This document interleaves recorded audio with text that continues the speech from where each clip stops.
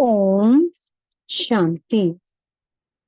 आज 10 जुलाई 2024 की मुरली का सार है।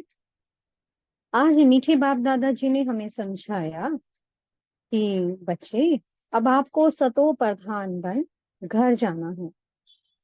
और सतो प्रधान बनने का तरीका है कि हमें स्वयं को आत्मा समझ उस परमात्मा को याद करना है। तो जब हम इस धरती पर आए परम धाम से, तो हम सतो प्रधान ही आए थे। लेकिन जैसे जैसे हमने जन्म लेते गए तो हमारी स्टेजेस सतो प्रधान से सतो, रजो, तमो, तमो प्रधान बन गई। और फिर हम दुखी होने लगे। और दुख का कारण क्या बना कि हमारी गुण शक्तियां सब क्षीण हो गई। तो अब परमात्मा कहते हैं कि बच्चे, अब हम मुझे फिर से याद करो। तुमने कल पहले भी किया था मुझे याद। तो याद से तुम सतो प्रधान बन जाएंगे, क्योंकि बाबा एवर प्योर है, वही पतित पावन है।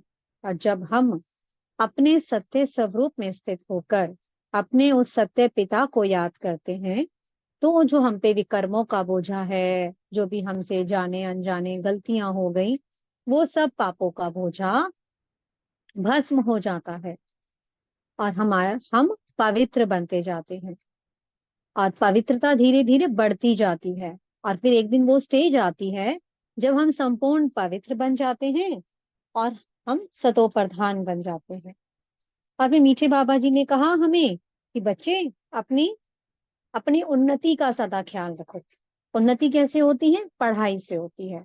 जैसे हम लौकिक में देखते हैं कि हम पढ़ाई करते थे तो हमें ये बनना है, तो हमारे माइंड में हमेशा ये एक एम ऑब्जेक्ट रहता था कि हाँ, मुझे इंजीनियर बनना है या मुझे डॉक्टर बनना है। तो हमारे माइंड में हमेशा ये थॉट्स चलते रहते थे।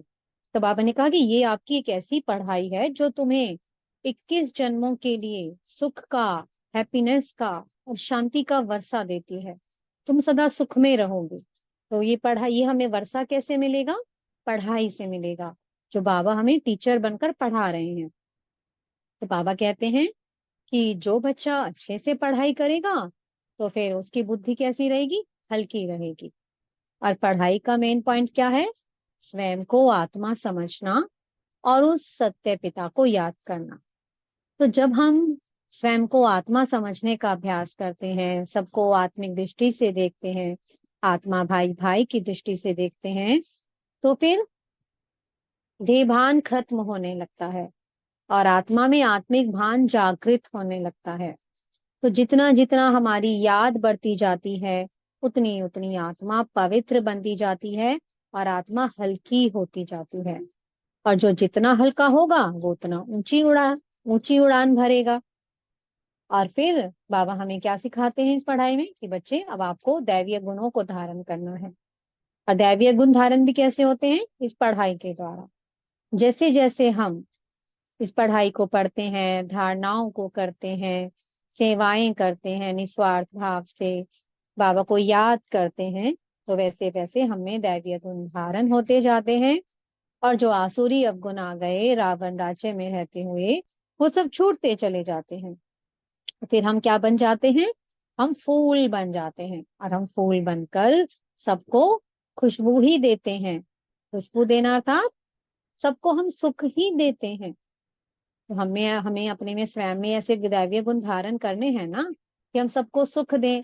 जब हम किसी को सुख देते हैं तो हमें दुआएं प्राप्त होती हैं उस आत्मा की।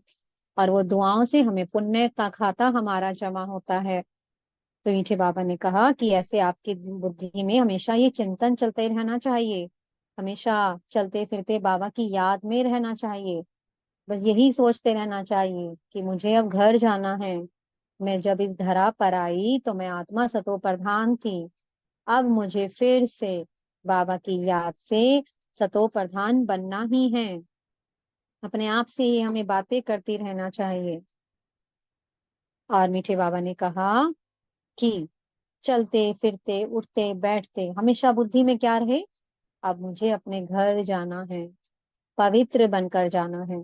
क्योंकि अगर पढ़ाई नहीं करेंगे, बाबा को याद नहीं करेंगे, तो बाबा ने कह दिया कि जो पढ़ाई नहीं करेगा, पवित्र नहीं बनेगा, तो सजाएं खानी पड़ेंगी। तो सजा तो किसी को भी नहीं खानी है ना, तो सजाएं नहीं खानी है, तो हमें स्वयं को आत्मा समझ परमात्मा को याद करना है, सबको आत्मिक दृष्टि से देखना है। फिर हम क्या बन जाएंगे? हम डबल सरताज श्री लक्ष्मी नारायण बन जाएंगे। हमारी पढ़ाई का एम ऑब्जेक्ट क्या है? श्री लक्ष्मी नारायण बनना। तो अपने एम ऑब्जेक्ट को हमेशा अपनी बुद्धि में रखना है। जितना हम अपने एम ऑब्जेक्ट को ध्यान बुद्धि में रखेंगे, ध्यान में रखेंगे, उतना हमारे अंदर नशा चढ़ेगा, हमारी उड़ती कला होगी, और हमेशा हम श्रेष्ठ कर्म करेंगे। और आज मीठे बाबा ने हमें वरदान दिया कि जहां पर सत्य होता है, सत्य की नाव हिलती है लेकिन कभी डूबती नहीं है। तो जो सत्यता की शक्ति के साथ होती है वो आत्मा सदा नाचती रहती है। इसके लिए बाबा क्या स्लोगन देते हैं? सच तो बिठो नच। तो जो आत्मा सत्य स्वरूप में स्थित होती है वो सत्य पिता की याद में रहती है, इस सत्य ज्ञान को धारण करती है, तो आत्मा बहुत शक्तिशाली होती चली जाती है, सदा खुशी में नाचती रहती है। चाहे कैसी भी परिस्थिति क्यों ना आए, वो कभी मुरझाती नहीं है, अपनी खुशी को कभी कम नहीं होने देती है। तो ऐसी आत्माएं ही बहुत महान होती हैं। और मीठे बाबा ने कहा कभी भी मन और बुद्धि को वेस्ट में नहीं जाने देना है। कभी भी वेस्ट आए तो सेकंड में फुल स्टॉप लगाने का अभ्यास करना है, क्योंकि वेस्टेज होती है जो हमारी शक्तियों को खत्म कर देती है, और हमें अपनी शक्तियों को बढ़ाना है, तो इसलिए अटेंशन देना है। कभी भी किसी प्रकार का वेस्ट आए, मन और बुद्धि किसी में अटके, तो सेकंड में फुल स्टॉप लगाओ और स्वयं को आत्मा समझो और उस परमात्मा की याद में मग्न हो जाओ। ओम शांति। बहुत बहुत शुक्रिया प्यारे प्यारे हमारे मीठे मीठे बाप दादा जी का। ओम शांति।